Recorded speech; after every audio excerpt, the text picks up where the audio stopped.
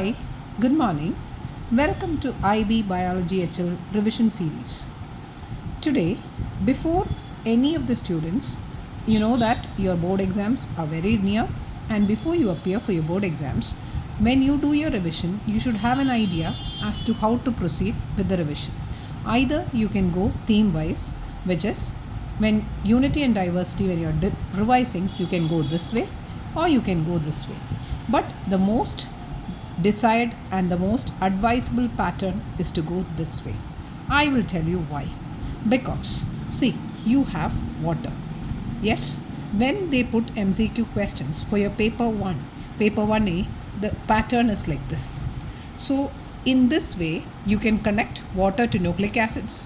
Nucleic acids can be, since nucleic acid is also a part of the molecule, it can be connected to carbohydrates, to proteins, enzymes, cell respiration, photosynthesis.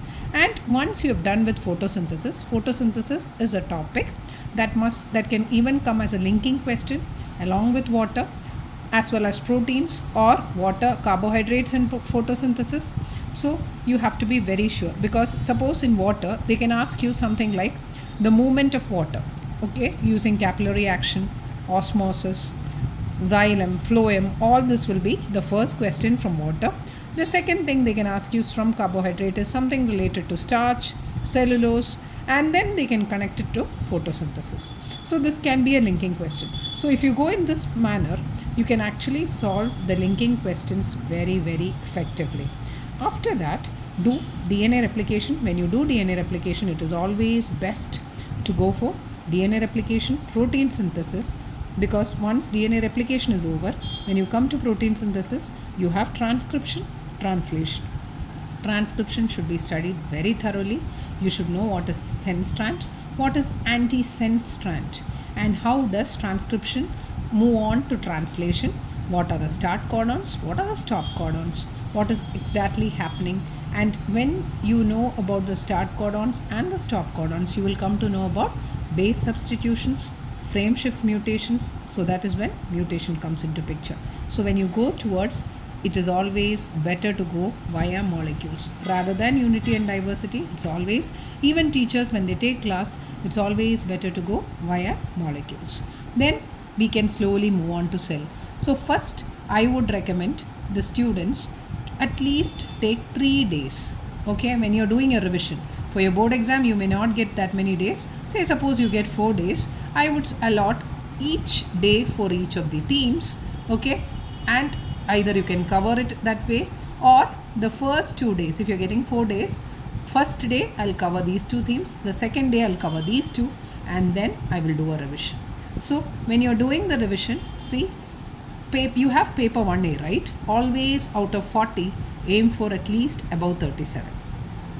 Paper 1A. And paper 1B, if you have done your IA as well as EE very sincerely, then paper 1B will be easy, because you will know how to distinguish between dependent variable, independent variable, controlled variables, uncontrolled variables, and so on. So it will be very easy, and you will also be able to comprehend graphs, relate the graphs, and answer the questions. The other thing is, when you are very thorough with paper 1B, the only thing that you have to take care is section A of paper 2. Section A of paper 2 is somewhat similar to paper 1B, a little bit here and there. You have database questions. That means all the data is given in the question. How do you convert this data into a meaningful answer? And this meaningful answer will come from the textbook as well as the data given. So you should be able to relate, and you should always answer to the point. If you do not answer to the point, that is where you lose marks. And from this, in my next video, I will be covering the main topics that should be included for your paper 2 essay. So please stay tuned, and all the very best. Students, study very hard. Try for a 7 in biology. Thank you.